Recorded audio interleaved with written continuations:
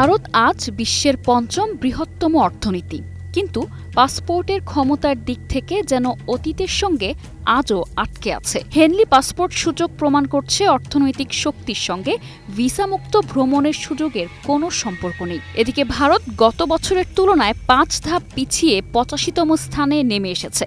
ভারতের দাদাগিরি সুলভ আচরণ দেখানোর চেষ্টা যতই হোক, প্রকৃতপক্ষে এর আড়ালে লুকানো দুর্বলতাকেই ঢাকতে চায় এই শক্তিশালী অর্থনীতির নাগরিকরা।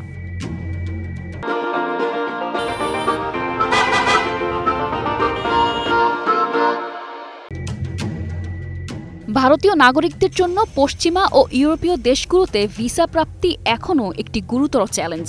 এই পরিস্থিতিতে আন্তর্জাতিক মহল ভারতে সফট পাওয়ার নিয়ে প্রশ্ন তুলছে। এদিকে এটিকে হতাশজনক বলছেন পর্যবেক্ষকেরা।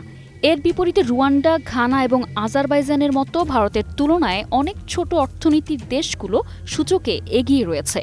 বর্তমানে ভারতীয় পাসপোর্টধারীরা মাত্র 57টি দেশে ভিসামুক্ত প্রবেশের সুবিধা পান, যা আফ্রিকার দেশ মৌরিতানিয়ার নাগরিকদের সমান।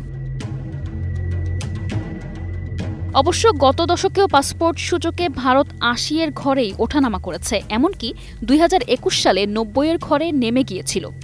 জাপান, দক্ষিণ কোরিয়া এবং সিঙ্গাপুরের মতো এশিয়ার দেশগুলোর তুলনায় ভারতের জন্য এটি মোটেও সম্মানজনক নয়। এশিয়ার এই দেশগুলোর পাসপোর্ট বরাবরই সূচকের শীর্ষস্থানে থাকে। গত বছরের মতো চলতি বছরও সিঙ্গাপুর 193টি দেশে ভিসামুক্ত ভ্রমণ সুবিধা নিয়ে সূচকের শীর্ষে অবস্থান করছে। আর এদিকে দক্ষিণ কোরিয়ার অবস্থান দ্বিতীয়। ভিসামুক্ত ভ্রমণ সুবিধা আছে 190টি দেশে।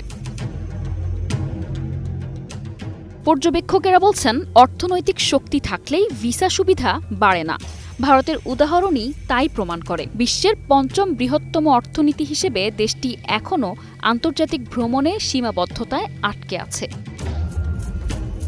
News desk, 21 television.